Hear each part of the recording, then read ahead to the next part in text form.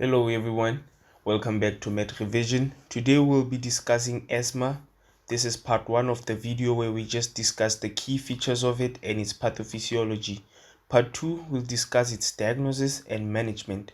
So by definition, asthma is a chronic, reversible broncho-obstructive inflammatory disorder of the airway. It's characterized by episodes of coughing, wheezing, and dyspnea. The three factors that contribute to the obstruction are 1. Hyperreactivity of the bronchial mucosa, leading to mucosal inflammation; 2. Bronchial smooth muscle contraction; and 3. Mucus production.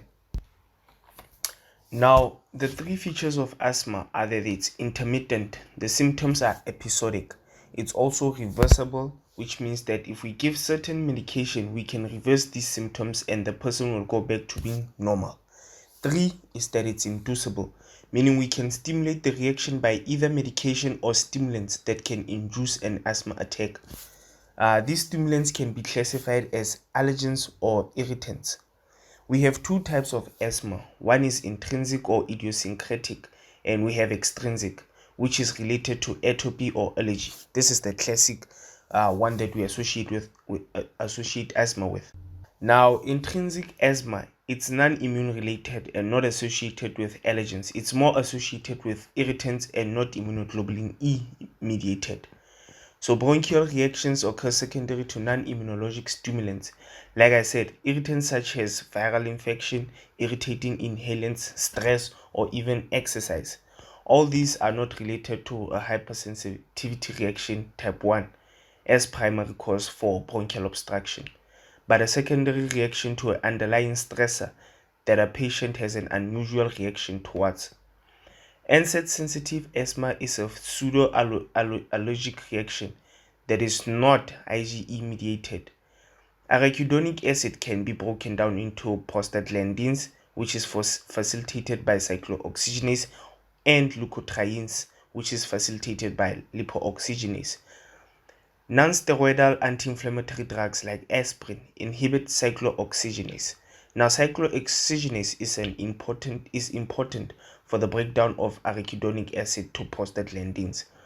If we inhibit cyclooxygenase, we are inhibiting the conversion of arachidonic acid to prostaglandins and leaving open the other pathway, which is conversion of arachidonic acid to leukotrienes, hence higher production of leukotrienes. So there's unopposed leukotriene synthesis. You'll see why leukotrienes are very important inducers of asthma. Again, asthma-sensitive asthma 2 is characterized by asthma, nasal polyps, and sensitivity to aspirin and other NSAIDs. Extrinsic asthma or atopic asthma or even allergic asthma, the one that we think about when we think about asthma. It's the classic one that's associated with hypersensitivity reaction type 1 induced by immunoglobulin E class. It results from sensitization, a process of making an individual sensitive to whatever stimuli they come in contact with. And these patients often have a positive family history of atopy, which is a genetic predisposition towards development of IgE antibodies to otherwise harmless environmental antigens, such as, for example, pollen. Everyone can inhale pollen, but do not have this reaction, but only these people have this specific hypersensitivity to it. The majority of these patients have the atopic triad characterized by eczema, allergic rhinitis, and asthma. These patients often develop asthma from a young age, unlike the intrinsic asthma, which can develop at any age. Now, for the pathophysiology of asthma, as I said, asthma is a type 1 hypersensitivity reaction, which is a rapid reaction. Remember that there are 4 types of hypersensitivity reactions. The first one is mediated by immunoglobulins. For asthma, it's specific to IgE antibodies. I split the phases into phase 1, where there is production of immunoglobulin E antibodies, and phase 2 related to mast cell activation. So phase 1, it's related to sensitization, as I mentioned.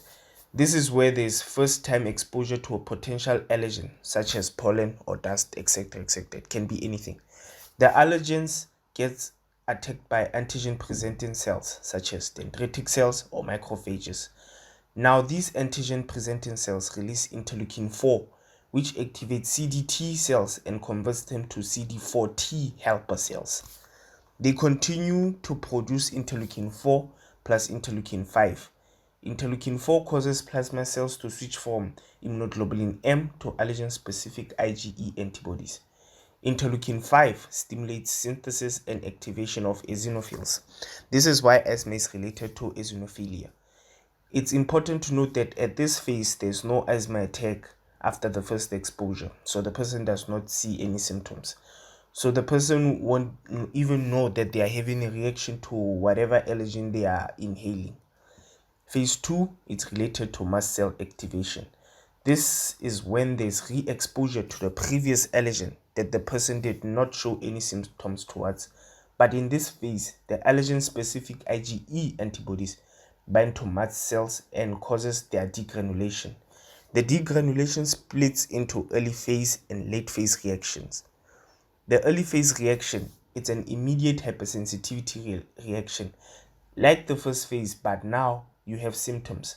The mast cells degranulate and release histamine and serotonin. These both increase smooth muscle contraction, vasodilation, and capillary permeability. And this is where you have the classic symptoms of asthma, which is coughing, wheezing, and feeling like you are about to run out of breath.